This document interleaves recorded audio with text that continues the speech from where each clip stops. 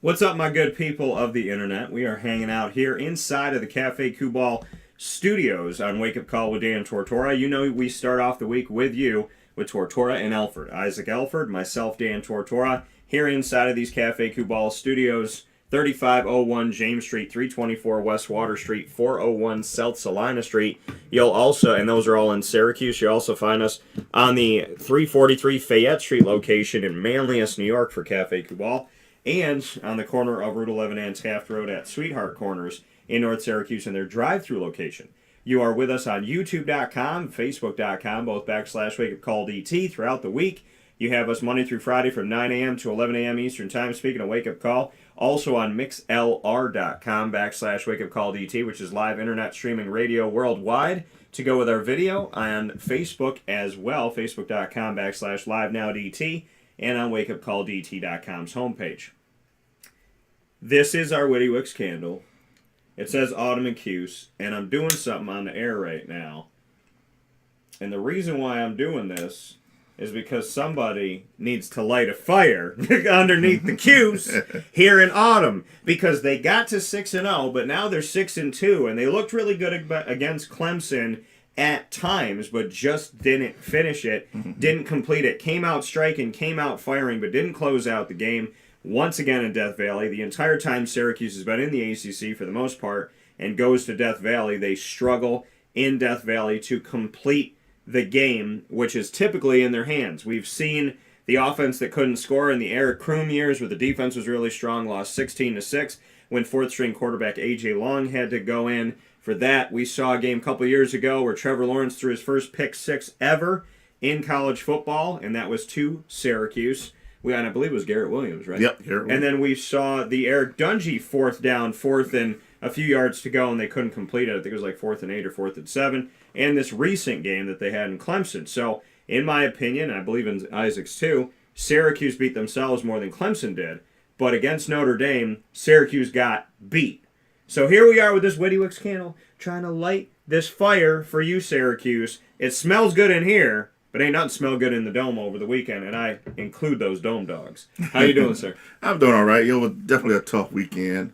The Syracuse team had opportunity to go up against those Fighting Irish at home, a place where we usually don't get them in the recent past history. Most of the time it was on the road, MetLife or Yankee Stadium. Yeah. So definitely the crowd came to participate in the Orange Out. There was Notre Dame fans, too, in the building present. It was just like you said, it was an opportunity that, again, the defense played pretty solidly. The offense had its moments, and we'll talk about that. I've kind of told you some of my thoughts on that coming into the studio today, and what we probably should have did better. Not just players, but coaching staff too. But we definitely can get into that. But yeah, definitely an opportunity that just didn't capitalize on. Yeah, and so, looking at Syracuse here they're 6-2 now. They're on a 2-game losing streak. Granted, you play Clemson, who's Dabo Sweeney's team and leading this squad, and I don't care what anybody says, they're a national powerhouse every single year. Their down year last season, when the Clemson players jokingly said that we were getting ready to pack up our coach's office in boxes and sending him home because 10-3 was a bad year. Right. When they went to the old Camping World Bowl, which is now called the Cheez-It Bowl in Camping World Stadium in Orlando, Florida, where Syracuse played in 2018 with Eric Dungy and the crew. And so, 10-3 was considered a bad year for Clemson when it's one of Syracuse's best years in the last 20 years, if not longer than the last 20 years. So kind of crazy in the juxtaposition between the two teams. But Syracuse showed that they could hang with Clemson. However, against Notre Dame, on the first play of the game. Now, we know that Dino likes to get the ball first. Right. So when he wins that coin toss, he takes the ball. What doesn't make any sense to me is coaches that know that have won the coin toss the last 2 times in the Dome. Doran gave it to Syracuse from NC State, and then we see Freeman give it to Syracuse from Notre Dame. However, Syracuse gave it right back. I said to Isaac, I felt like Syracuse should get the ball at halftime since Notre Dame essentially got the ball right after the opening kickoff. And Schrader, number one, here's my issue. Why are you throwing on first down on the first play of the game when you have Sean Tucker? Number two, telegraphing. Number three, throwing into traffic into the middle of the field, that dart right by the line of scrimmage, which is always a dangerous pass. Yeah. And he throws right there. The pass gets intercepted, and it's returned for a touchdown. 7 seconds into the game, a 7-0 lead for Notre Dame. Syracuse responded immediately with Garrett Schrader leading the team down the field and throwing it to Rondé Gadsden II, who was in tight coverage, and the guy grabbed him like a bear once he caught the ball, but he still had the ball. And so it was a great pass put in from Garrett Schrader. That's one of the reasons why I will fight people that Garrett Schrader is not a good passer, because he put that ball where he needed to put it for a Rondé, despite the fact that the guy was right on him. 13-yard touchdown, 7-7, and people say, this mistake has been negated by the score. So now all you got to do is hold them.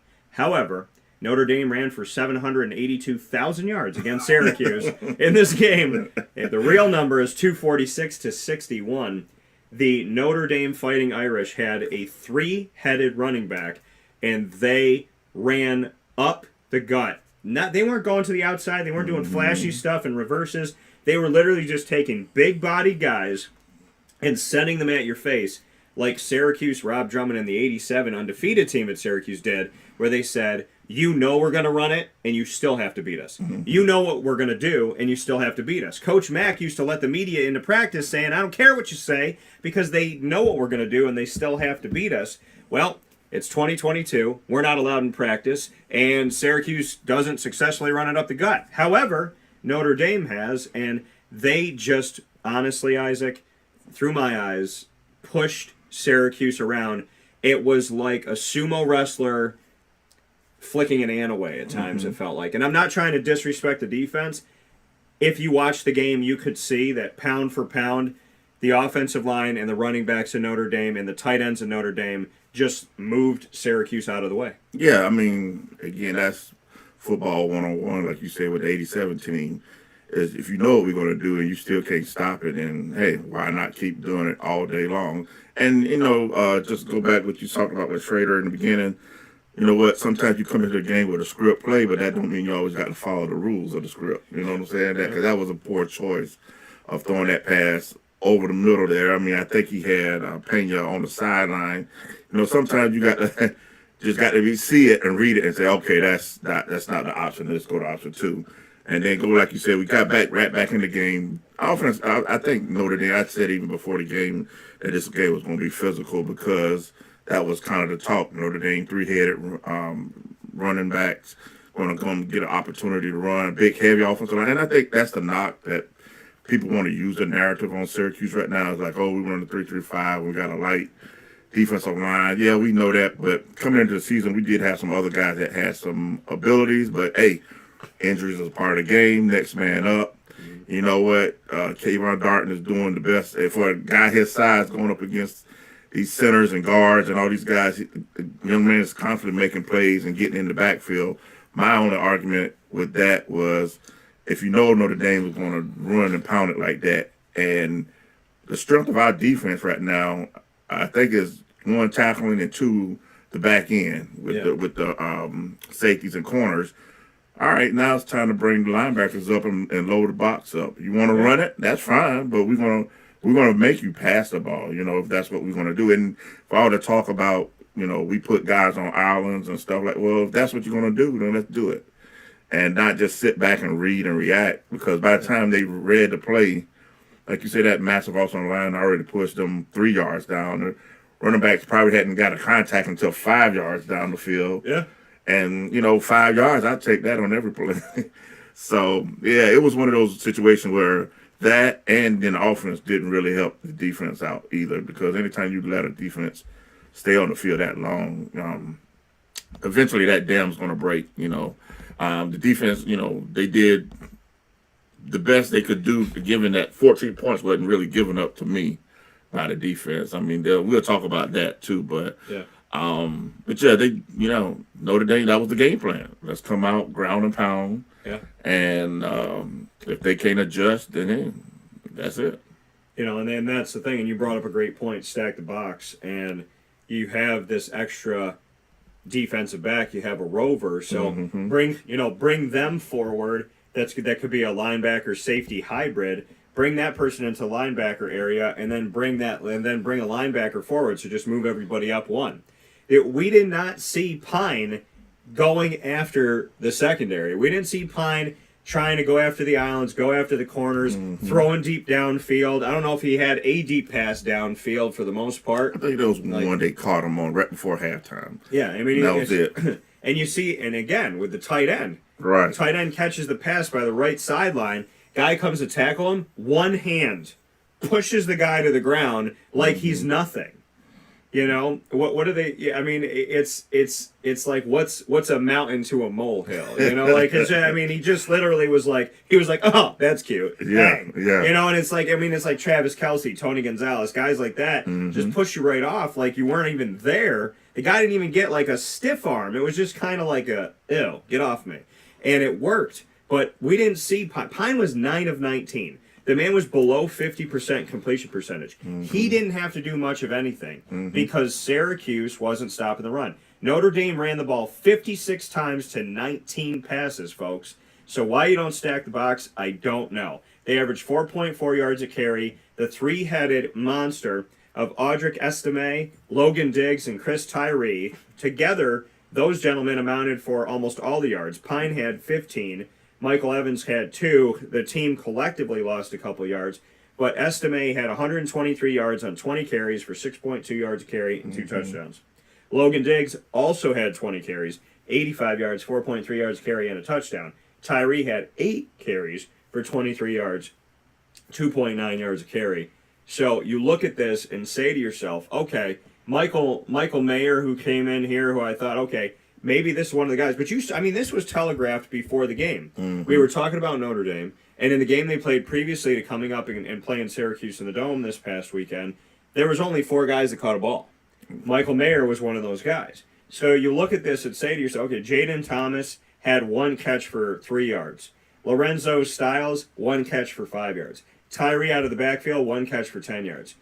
Dion Colsey, 3 catches for 44 yards. Mayer, 3 catches for 54 yards. That's it. That's all we see here. They told you what they were going to do. And the thing that, and there's been moments where Dino has said something in a press conference where I've thought to myself, are you just saying we're not good enough? Because he said a few years back, he said, wow, those Duke offensive linemen didn't look that big on film. And he said, and here are my guys watching them walk out to warm up before the game, and they were like, oh, crap, they're bigger than us. Right. And I'm sitting here saying, you literally just outed your D-line saying that they were, the way he talked about it, you made it sound like they were A, scared, B, not big enough, and he's like, well, they pushed us around because look at them. You can't say that as a coach. Oh, well, yeah, they're the alpha, we're the beta. That's why we lost. And in this game, he says a similar thing. We knew what they were going to do. We knew their game plan, and we didn't stop it. Well, to me, that falls on the coach. Because if you knew the game plan, and you knew, okay, Kayvon Darton is a smaller guy in the middle, and they're going to run it up the gut, run it up the gut, run it up the gut, then why don't you move somebody in? Bring somebody over. Bring one of those ends in. I don't care what you say. A lot of those defensive linemen you play in Division I-A FBS football, they should be able to play inside, outside. And then one of the guys brought up to me and said, Dan, we got big bodies on the offensive line. Why not take a backup guy, throw him in there, throw Enrique Cruz in there just to block it up, to try and clog the middle a little bit? Because your job is at that line, offensively or defensively, and a lot of these guys in high school, if they played O-line, they played D-line, or vice versa. Right. Or they played tight end in D-line. So they know what it's like to block, and they know what it's like to try and attack and get around the block. So, to me, I can agree, throw an offensive lineman out there, do something out there, and I'm not trying to attack Kayvon Darton at all. I'm saying, looking at this line, especially knowing that they were going to run the ball, yeah, you're a 3-3-5, but there's no reason why you can't shift and put a 4th guy up there and start pushing those guys and start doing those things. I mean, there's a position on the defensive line for Notre Dame. They have 2 tackles, they have a defensive end, and they have a guy called a VYP, a Viper.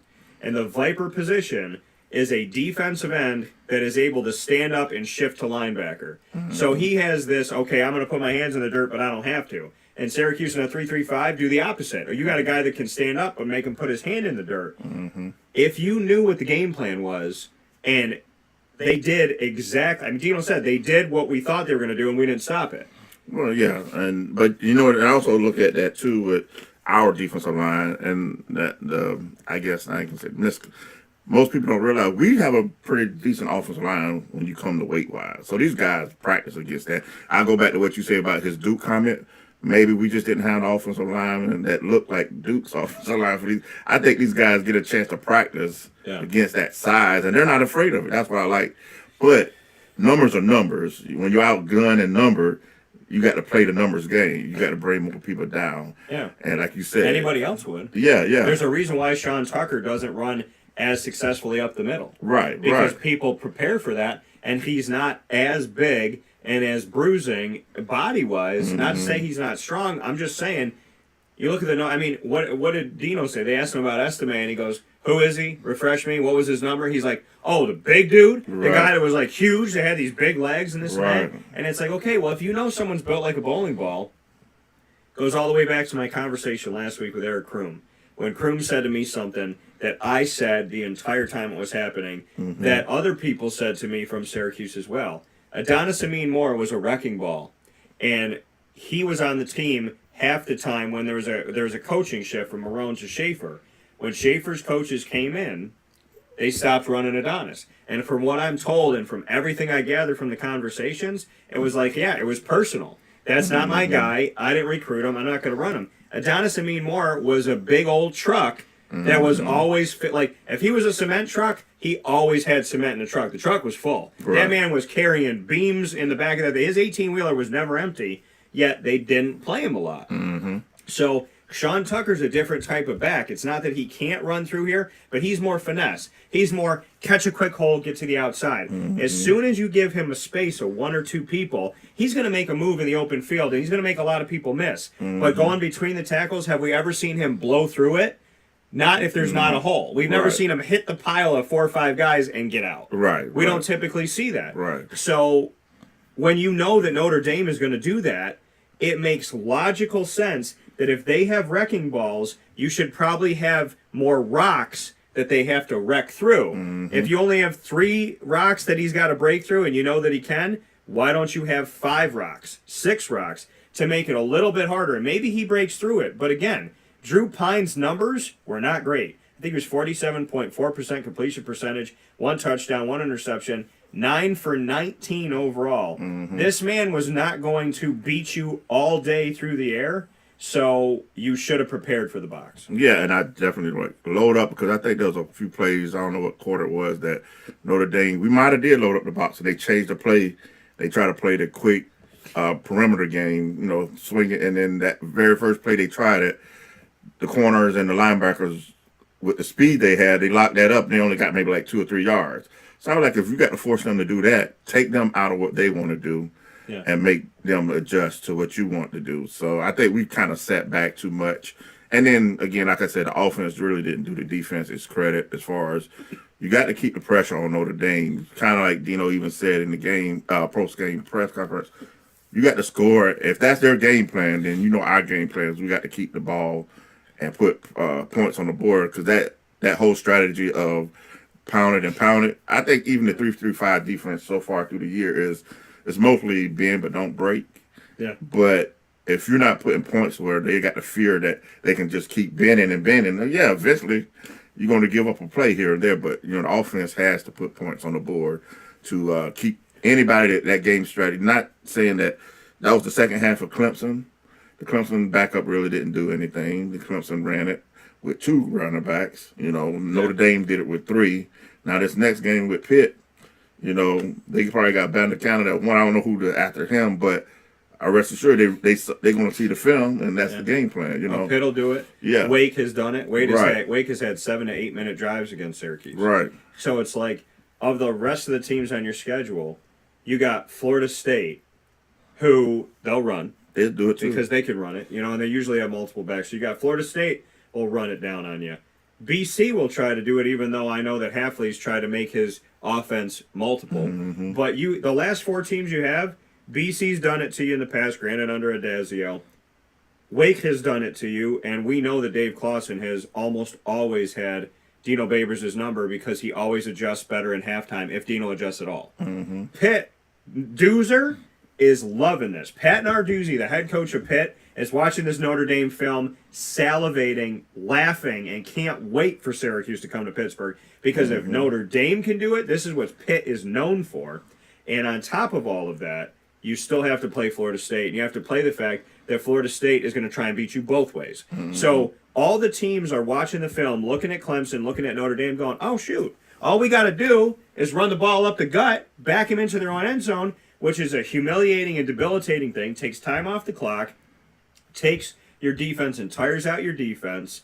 So with the time coming off the clock, pushing your defense back, just getting into the defense's head, taking you 3 yards, 5 yards, 15 yards, 20 yards. And then when you think, oh my gosh, I can't take this anymore, they'll throw that pass over the top. We know Florida State will use the tight end, Pitt will use the tight end, Wake will use the tight end. The reality of it all is the last 4 teams on the schedule for Syracuse, watch the last 2 weeks. They know exactly how to beat Syracuse. And if Dino doesn't make adjustments, it's going to be a long 4 weeks. Yeah, but you know what? That's also that time of the year. I mean, there's film and kind of what we talked about earlier. We know what the Syracuse offense is. Yeah. It's a dual threat offense that plays off of each other. The quarterback gets his run off of the running back, and the running back gets his runs off the quarterback.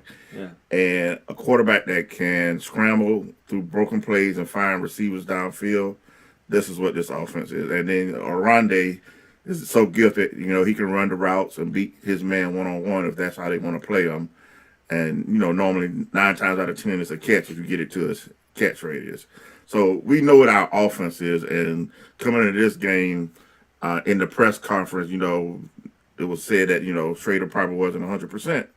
So yeah, if you know that, you should have been prepared to adjust your offense to that.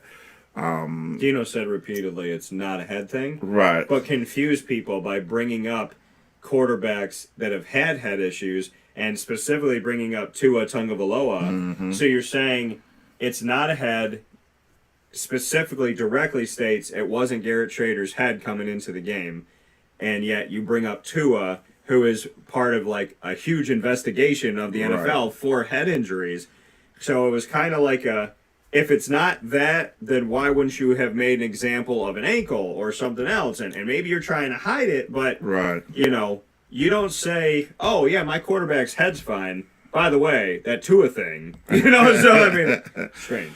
Yeah, I guess he was trying to make the point, I guess, of, we're not putting a quarterback out there that can't be capable. But still, if the guy is not, I'm not saying Schrader wasn't up to the task. I'm pretty sure he was ready to try to play through whatever injuries. And just like all the players on this team want to play through whatever they have, their little owies or what they want to call it.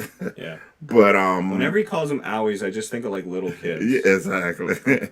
So, but you know what? Still, I told you this before. They got their 6 wins. There's no time to. Hey, you got the opportunity to put somebody on the bench and say, "Hey, all right, you're our guy." There's no quarterback controversy, but hey, we need you at your full potential. Del Rio Wilson, hey, put him in the game. And you know what? From what I saw in the second half, I think if the young man would have started the whole game, we would have probably had a better opportunity to keep the offense. I'm not saying a guaranteed win. He gave him life, though. Yeah, exactly. He made it a 1-score game. Exactly. He was not afraid to throw down the field, and he threw he threw at least 3 passes down the field that I was like, wow, those are nice passes. And the one to Amari Hatcher was off of Amari's fingertips, but that ball was a beautiful ball. Yeah, exactly. You said it as soon as it came out of his hand.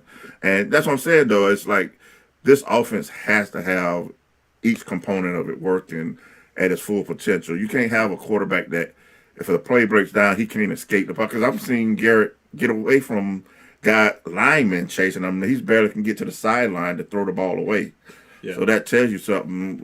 Hey, it's just not your game to operate in this environment. So, and we heard that he was allegedly before the game pretty taped up with ice. Right, banged up and stuff. Yeah. So it's like you see and you hear things, and I believe on the sideline when we were looking down at him, that he looked like he was wrapped up, So, I mean, whatever's going on with Garrett, obviously you made the great statement and the true statement.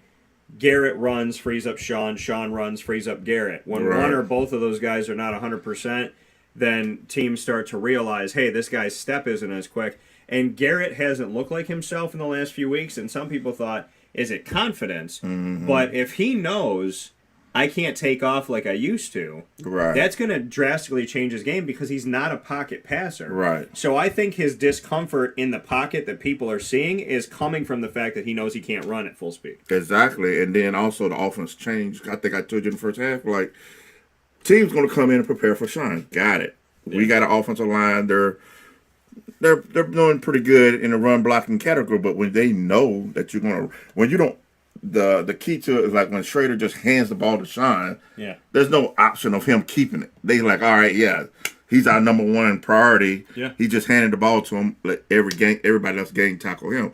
But as you see early in the season when it was the read option, I think late second quarter, Schrader did give the read option a try, and he gained like 7 or 8 yards on it after he pulled it from Sean.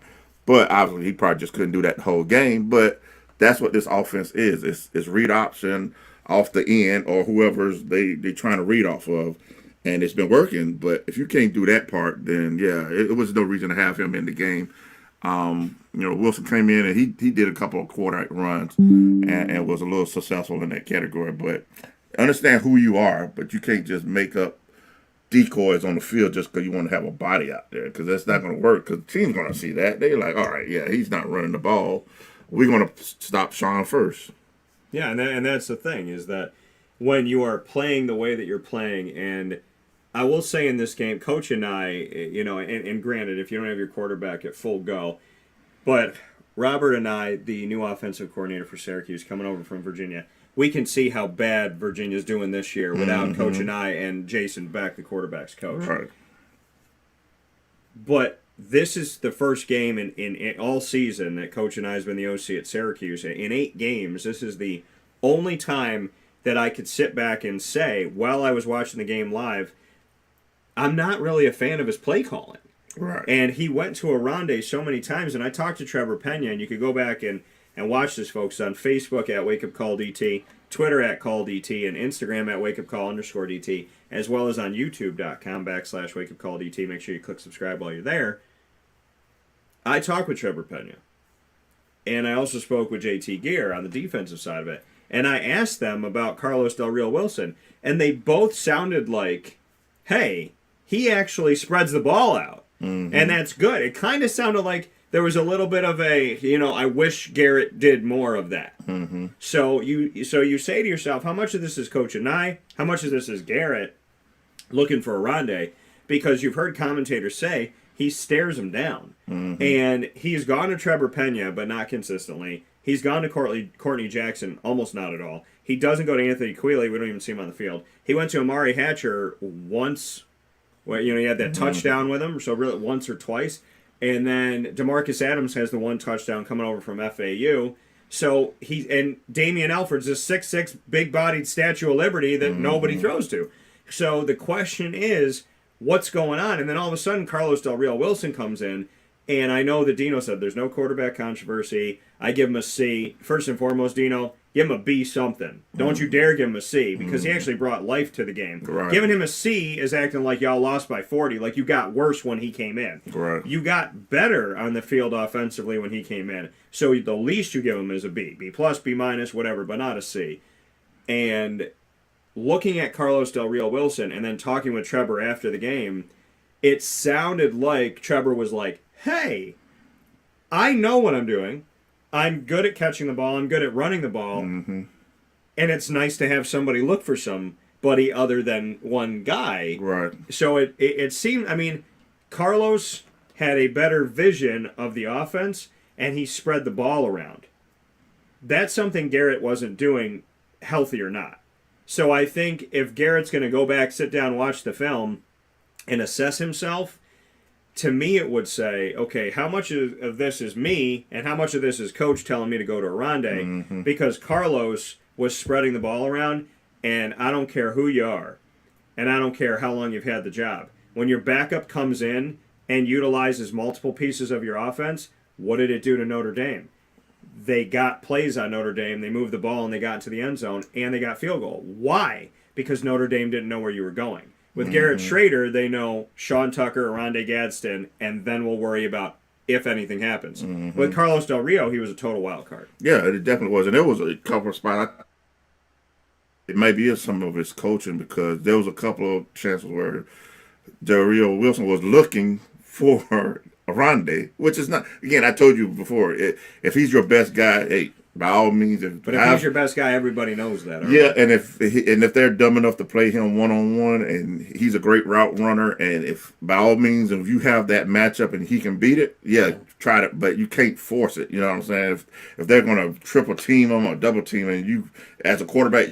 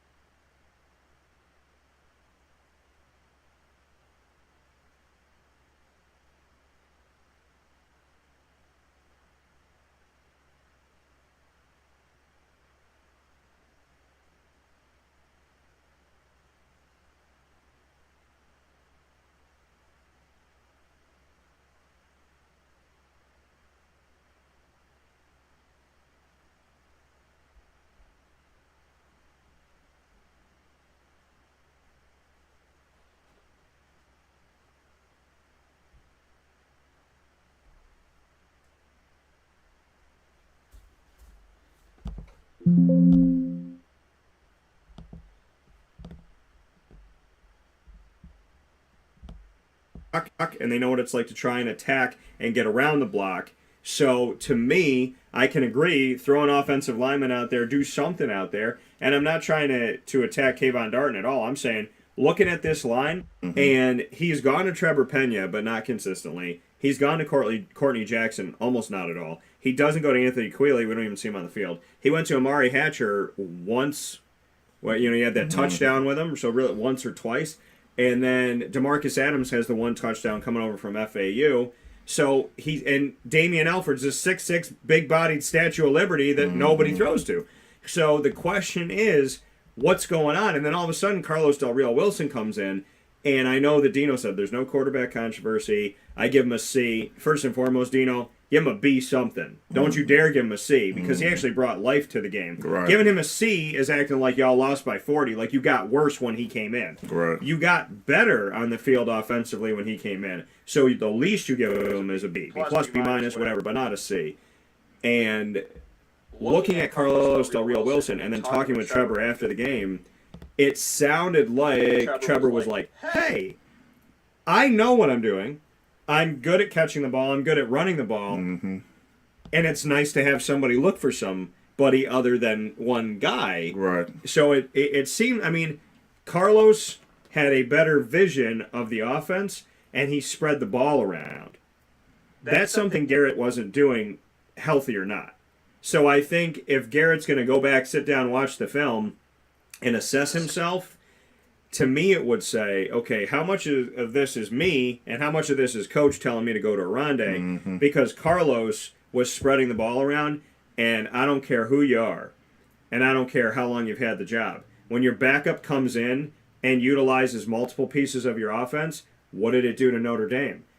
They got plays on Notre Dame, they moved the ball, and they got into the end zone, and they got field goal. Why? Because Notre Dame didn't know where you were going. With Garrett Schrader, they know Sean Tucker, Rondé Gadsden, and then we'll worry about if anything happens. Mm-hmm. With Carlos Del Rio, he was a total wild card. Yeah, it definitely was. And there was a couple of spots.